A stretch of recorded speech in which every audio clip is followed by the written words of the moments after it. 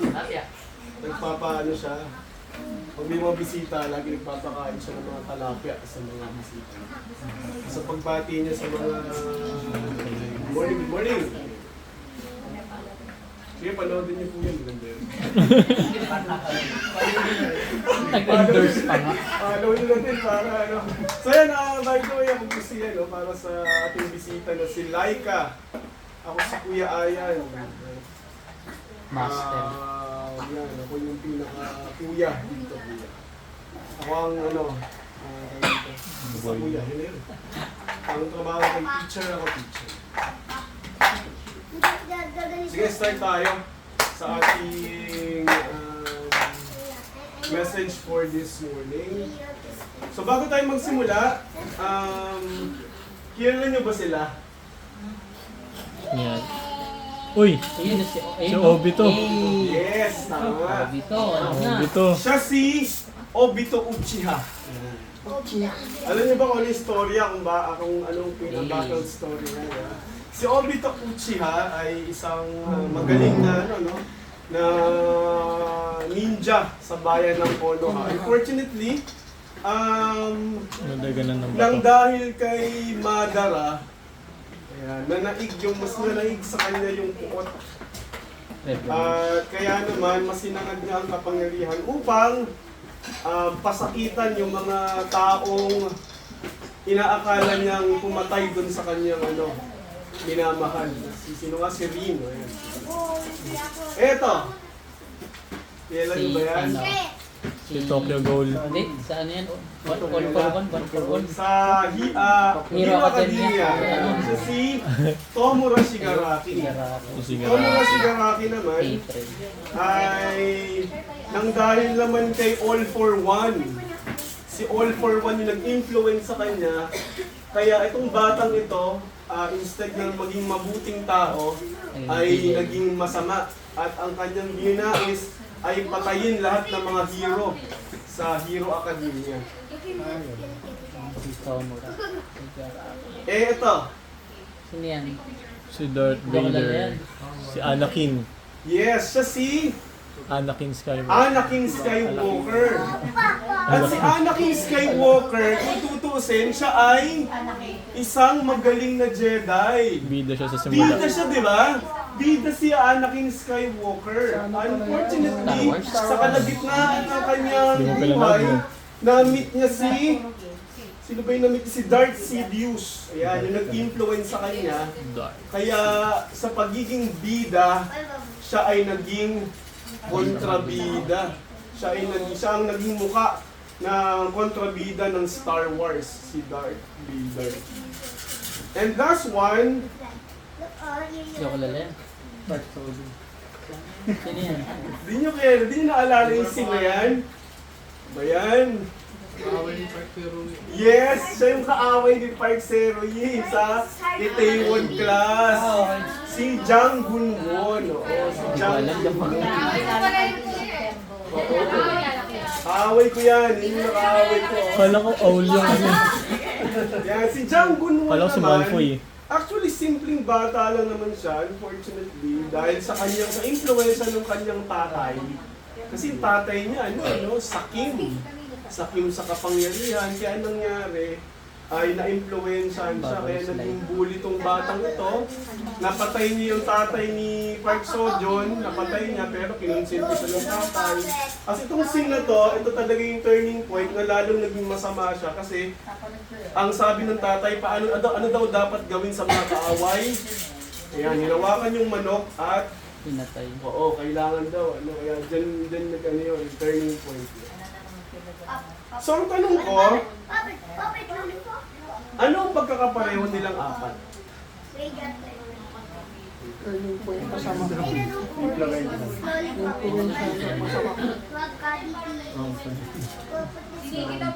Sige, Nikki, ano Nikki? Mga na-influensyahan sila. So, tama yun, no?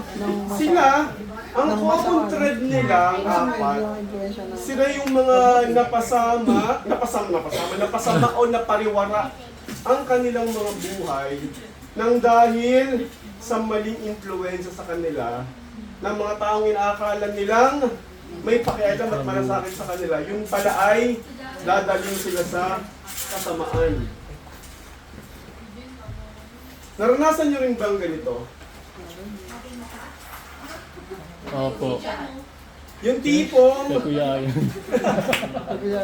yung tipong may mga taong parang hinahatak ka nila papunta sa kanila at akala mo kakampi mo sila, pero ang totoo pala, nais ka lang nilang dalhin sa sa likong daan o sa kasamaan. Naalala ko po nung bata pa ako, nauso noon sa amin yung pangangalakal. At kapag hindi ka marunong magbuti noon, hindi ka in. Oo, naging fashion trend yun noon. Yan. Oo, yan ako. Yan. Eh. Kailan pa yan? Anong taon mo? Diba sila mukha talaga dito? Si Lolo. So, yun nga. So, talagang uso sa amin nun yung pagbabakal bote. Kaya kahit noon, naalala ko pa noon, yung panahon namin, ang kilo ng bakal ay 2. Ang kilo ng tanso ay 60 pesos. Yung panahon namin yun, ayaw ko namin kasi nasa 200 plus na ngayon, di ba? Yung talo, tansong dilaw, yan. Tapos yung pula, may mga ganyan pa yan. Tapos, ayan, isang araw, kasama namin noon si Gerald. Hindi uso si Gerald, si Bento 2 yan. Si Bento 2 yan, best friend namin yan. Ayan. Si Gerald, so si Gerald ay malaking bata na sisiga-siga sa amin noon, nung panahon namin. So, minsan, pagdaan namin sa isang kanto, may madala kami mga sako meron kami nakitang nakausling sirang poso. Sira na poso siya, nakausli doon sa gilid ng bakod. Siyempre, nung nakita na naman yun, parang naisip ng pera agad yun, money. Kasi talagang, mabigat yun, di ba yung poso? Yung poso na ginaganon, nakaano na siya parang alam mo yun, inaakit kami na kasi nandun siya talaga sa malapit sa pinakaano na ng bakod. Parang gusto na magpahatak. Oo. Talagang sabi. Uli agad yun. Oo, parang kota na sa kapag ka So sabi ni Gerald noon, parang parang kunin na natin to para Pero yun nga, buti na lang po, nung panahon na yun, mahihain kami magkapatid. Dahil sa hiya namin, mahihain kami, na pati sa paggawa ng mali, ayaw namin kami magkapatid. Nahihiya kami. Kaya ang ending nun, nainis namin si Gerald kasi nga ayaw namin imunin yung poso. Ayaw namin talaga.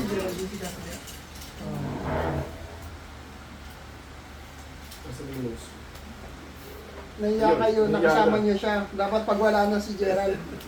Oo. Maliit yung Tara, hatian mo. balikan natin. Maliit na siya.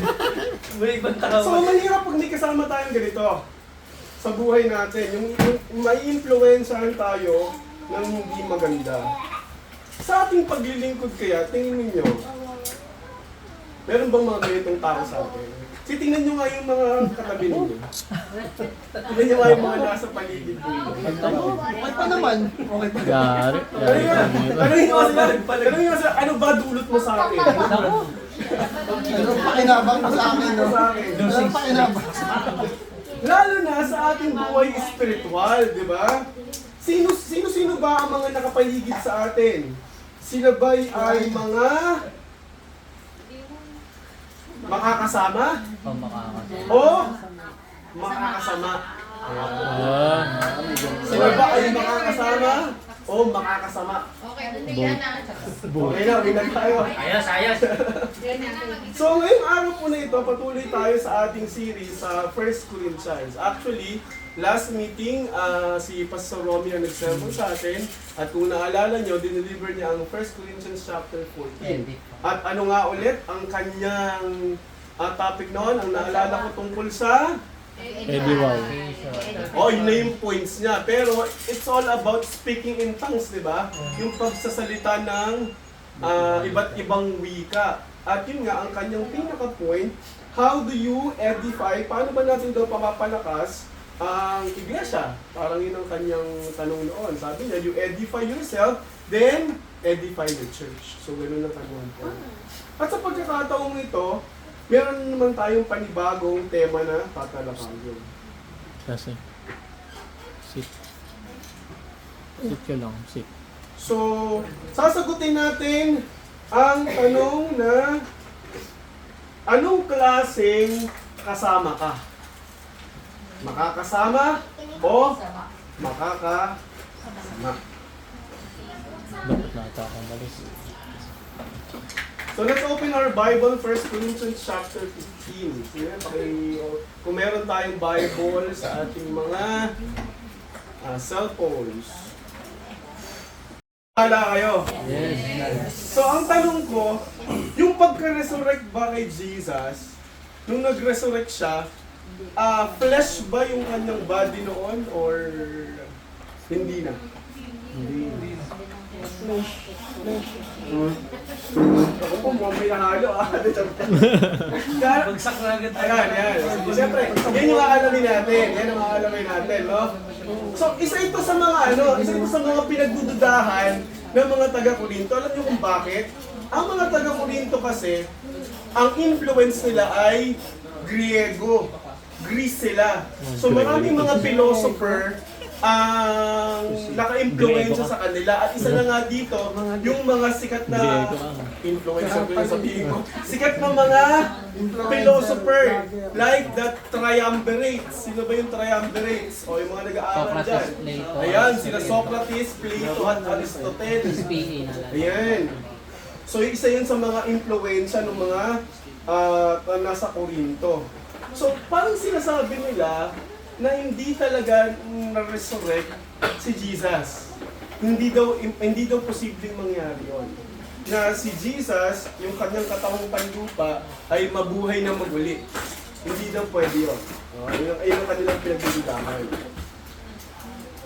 So sabi kasi sa aral ng Platonism, ang Platonism kasi, parang sinasabi, yung katawan daw natin, iyan ay kulungan ng kaluluwa. Kaya dapat daw ito ay mawala. Okay? So hindi dapat daw ma-resurrect ito. Kundi yung kaluluwa lang. Okay? Yun ang kanilang pinaniniwalaan. Kaya lang kasi, ang sinasabi ni Paul sa verses na ito, si Jesus ay na-resurrect. Yung kanyang katawan ay na-resurrect. Bakit? After niyang banggitin yon, binanggit niya yung mga nag-testify. Sino-sino yung mga testigo daw? Una, basahin niyo subukan niyo basahin yung verse 4. Anyone? Inilibing siya at muling nabuhay sa ikatlong araw. Okay. Tulad din ng sinasabi sa kasulatan. Ito na yung testigo, verse 5 bro, papasok. At siya'y nagpakita kay Pedro. Ayan, nagpakita kay Pedro. At saka sa 12. At saka sa 12. Next bro. Pagkatapos, nagpakita Pati mga siya testigo sa mahigit na 500 Ayun na, kapatid. nagpakita sa 500 nagkakatipon. 500 persons. Then, Marami sa kanila ay buhay pa hanggang ngayon, subalit patay na ang ilan. then, At nagpakita rin siya kay Santiago at pagkatapos ay sa lahat ng mga apostol. yan. So sinasabi talaga, kung tatanungin ko kayo, si Kristo ba ay na-resurrect? Oo, hindi. Na-resurrect. Kasi ayun yung mga testigo, andun yung mga eyewitnesses, sinasabi ni Pablo. Just to clarify, yung pagdududa ng mga taga-Korinto. Another trouble, yung pagdududa sa muling pagkabuhay ng mga namatay na. Sabi sa verse 12. Anyone? Pakibasa nga yung verse 12. Kung ipinangaral namin si Kristo ay muli na buhay, ano't sinasabi ng ilan sa inyo na hindi buhay muli ang mga patay? Ay. So, mayroon talagang sinasabi nga sila about this one. Kasi nga, again, dahil sa influence ng mga Griego sa kanila, sa mga philosophy, pinaniniwalaan talaga nila na hindi imposible na ma-resurrect. Okay? Ang sinasabi lang niya, siguro, ang sinasabi lang nila na ang pwedeng maging eternal ay yung yung kaluluwa lang natin. But the rest, wala na. So then after that, kaya nga sinabi sa verse 16, kung hindi muling binuhay ang mga patay, hindi rin dapat muling binuhay si Kristo. Parang yun kasi yung ano, di ba si Kristo kasi, siya yung parang pinakamodelo natin eh. Kung ano yung mga nangyari kay Kristo, yun din dapat ang mangyari sa atin. Kung si Kristo ay na-resurrect, most probably, dapat yung mga sumampalataya sa Kanya ay ma-resurrect. Okay? Then last one, another problema nila, pagdududa sa katawang panlangit. Ayan. O sige, sabi nila, o sige, na-resurrect na. O anong mangyayari pagka na-resurrect? Anong klaseng katawan ang tataglayin natin? Sabi sa verse 35, pakibasa na. Subalit may magtatanong, paano bubuhayin muli ang mga patay? Ano ang magiging uri ng katawan nila? Yan, di ba? So, yung mga questions ng mga taga-Corinto, parang to refute yung resurrection. Talagang marami sa kanila ang hindi naniniwala, bagamat paulit-ulit na sinasabi ni Paul, eto na, may eyewitness tayo, eto sila, ganito na ganyan, pero hindi sila naniniwala. So para sa kanila, sa mga Griego, immortalidad ng spiritual o kaluluwa, yun ang totoo. Yun lang ang pupwede. Ngunit hindi muling pagkabuhay ng katawan. Para sa kanila, ang kamatayan ay isang pagpapalaya ng kaluluwa mula sa mga limitasyon ng katawan. So isipin nyo, kung kayo ang nasa kalagayan o isa sa mga taga-Corinto at mayroong ganitong tungkol sa church ninyo, anong gagawin ninyo?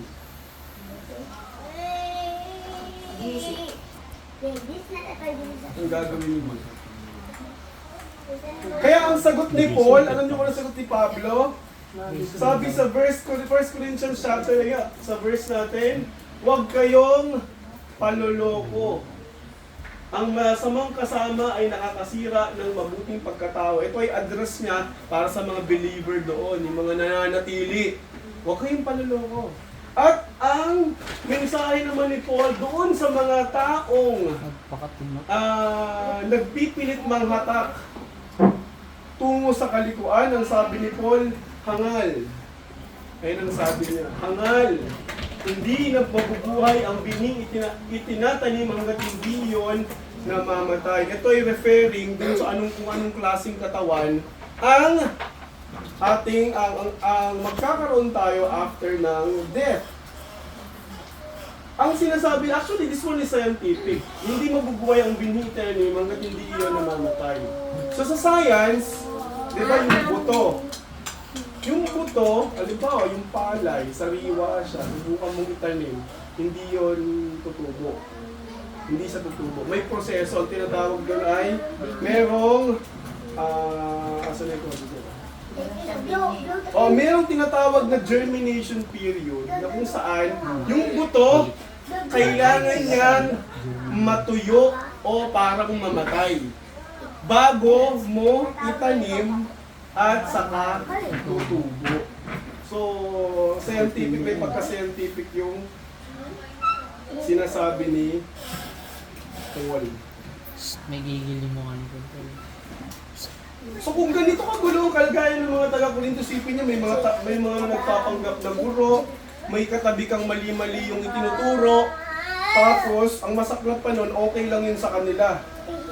Kaya gano'n na lang ka-detalye. Kaya nga yung first in 15 ay umabot ng 58 verses. Ang haba talaga niya. Actually, sabi nga sa akin ni Pastor Romy, kung pwede daw hahatiin na lang, hati kasi sobrang haba. Pero sabi ko, sige, ano na lang po, kaya naman. So, kung sa atin kaya mangyari iyon ngayon, ano kayo sa palagay nyo? Yung mga nakakasama ba natin ngayon sa buhay ay makakasama for good reason o makakasama? O kahit tayo mismo? Sa kapwa natin, ano ba tayo sa kanila? Ano ba tayo sa kanila? Tayo ba ay makakasama din nila patungo sa spiritual na pumo o tayo rin ay makakasama sa kanila? Makakasira. Lalo na sa iglesia. Tayo pa can we consider as na makakasama tayo sa paglilingkod sa Diyos o nakakasama tayo sa pag-isipan nyo yan. So, kilala nyo ba sila? Muhammad. Si Lebron? Ron. Hindi mo yan si Michael Jackson, ha? Ronnie Johnson ah. Muhammad Ali. Si Bronny. Bronny J. Aura. Yes. Ha? Siya si 4664. Si 46664. Slave number.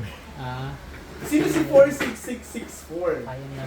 So, sa isang malamig na at masukal na isla, may isang bilanggo na nakaupo sa loob ng kanyang maliit na selda. Actually, nakakulong na siya for 27 years.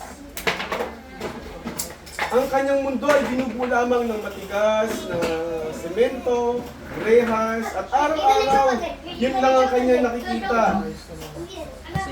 Ang numero niya sa kanyang na nakalagay sa kanyang damit ay 46664. So tuwing umaga, hindi ito Squid Game.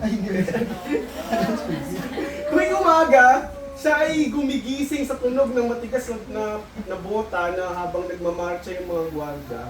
Ang kanyang mga kamay ay bagamat malakas, pero lagi lang nakahawak sa selda o sa rehas. Ang kanyang boses, bagaman matibay, ay natutong maging tahimik sa harap ng mga makapangyarihan. Subalit sa kabila ng lahat, hindi niya hinayaang maging kulungan ang kanyang isip. Hindi siya galit, hindi siya takot, at mas lalong, higit sa lahat, hindi siya nag-iisa. Ito yung kasama niya. Hindi siya to, ito yung kasama niya. Kala ko sarili lang sila. Sa kabila ng kanyang matagal na pagkabilanggo, siya ay patuloy na nakangiti. Ang ibang bilanggo ay nagtataka, ang mga gwardya ay naguguluhan. Paano niya nagagawang manatiling payapa sa kabila ng 27 years na siyang nakakulong? Isang araw, isang gwardya ay lumapit sa kanya, sabi niya, Sir, ay boss, bakit parang payapa ka lang? Bakit parang okay lang sa'yo? Chogi. Parang kalmado ka lang, no?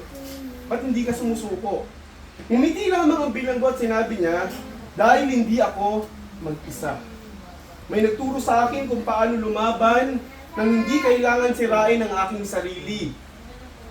Matapos ang mahigit 27 taon, siya ay lumaya.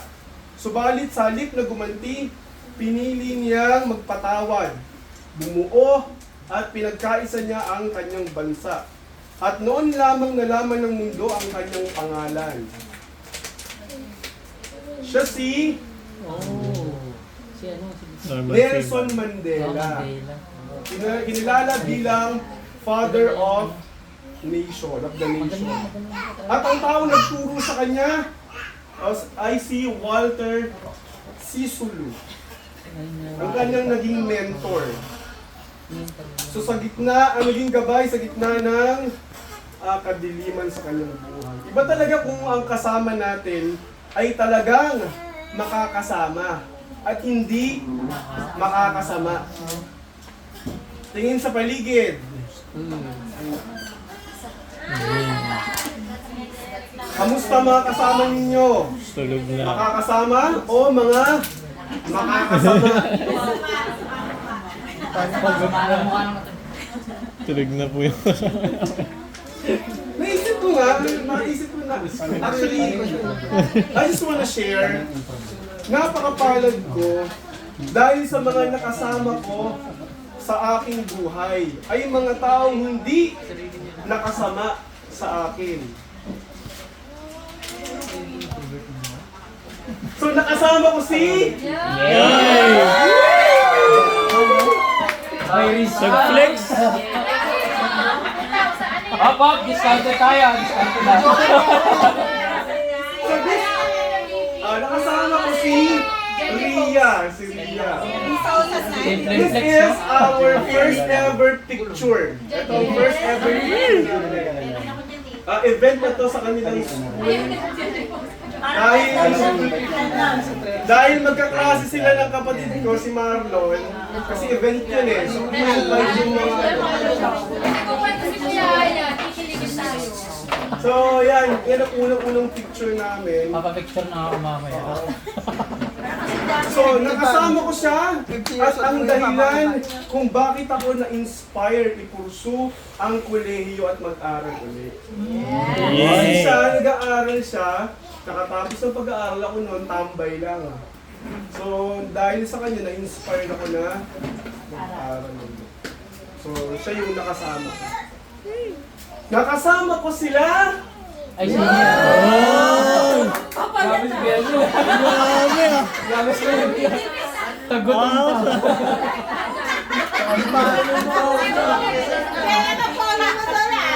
ang papagupit na ako.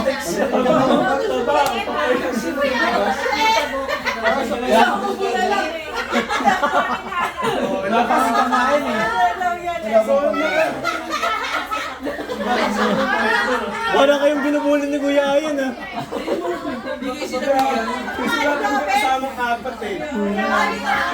So nakasama ko sila. Hindi sila nakasama sa akin. So sila ang dahilan kung bakit natapos ko ang aking pag-aaral ng masaya. May meeting mamaya. At nakasama ko si Pastor. Oy! Sino yun? Sino yun? Sino yun? Sino yun? Nakasama ko si Yan. Pastor. Pa-edit po. Parang hindi mo bago. Parang hindi mo bago. No? Si Pastor tumatanda ni Chua. Yan, nakasama ko si Pastor. Ang dahilan kung bakit ako nangimbalik sa palataya. Hindi siya nakasama sa akin. Nakasama ko siya. So actually, yung turning point doon kasi nagkaroon ng problem yung church. Talagang medyo paano na kami. Pero buti lang nakasama namin si At higit sa lahat, syempre, ayan. Nakasama ko kayo. Ayan. So nakasama ko kayo. Ang dahilan kung bakit ramdam ko ang pagmamahal ni Kristo. Okay, ulitin ko, hindi kayo nakasama sa akin, kayo ay nakasama ko. Yan ang nakasama ko. At sasabihin ko, hindi sila nakasama. Hindi sila nakasama. Wala din daw nag-aaral. Kaya nga. Sasama tayo, sasama. So, sabi, maging maingat tayo at mapagmatsyag dahil sa dami ng taong nakapaligid sa atin, di natin alam ano ba talaga ang nais nila. May mga taong hahatak talaga sa atin para mapalayo tayo sa pananampalataya. Maaaring gamitin ang ating trabaho. Tandaan ito, maaaring gamitin ang ating trabaho, ang ating pag-aaral, maging ang ating relasyon. Okay? Pero, ang sabi ni Pablo, ito ang conclusion niya sa huling talata, sa verse 58. Ito ang sinabi niya, kaya nga mga minamahal kong kapatid, magpakatatag kayo at huwag matinag. Maging masipag kayo palagi sa paglilingkod sa Panginoon dahil alam ninyong hindi masasayang ang inyong pagpapagal para sa Kanya. Ulitin ko, yung mga ginagawa natin para sa Panginoon, walang tapon. Kung ikaw man ay nagwawalis lang, ikaw man ay kumakanta, ikaw man, hindi ho aksaya eh. Walang tapon sa ginagawa natin para sa Panginoon. Dahil for sure, nakikita na yan. I highly encourage na manatili tayo sa aral ni Kristo sa anumang season ng ating buhay. Then, manatili tayo sa mga makakasama at hindi makakasama. Sa mga makakasama. Choose our dream team. Piliin natin mabuti yung tao magdadala sa atin o maglalapit sa atin sa pananampalataya sa Diyos. Yung makakasama natin sa pagpupuri at hindi yung mga taong makakasama sa ating mga gawi. Vice versa, nawa tayo din ay maging mabuting impluensya sa mga taong nakapaligid sa atin. Maging makasama nila tayo sa paglalakbay at huwag tayo maging makasama sa kanila. Kaya kung tatanungin ka kung anong klaseng kasama ka, nawa ang maging sagot mo, ako yung makakasama mo sa pananampalataya at hindi ako makakasama. So let's pray. Panginoon, maraming salamat po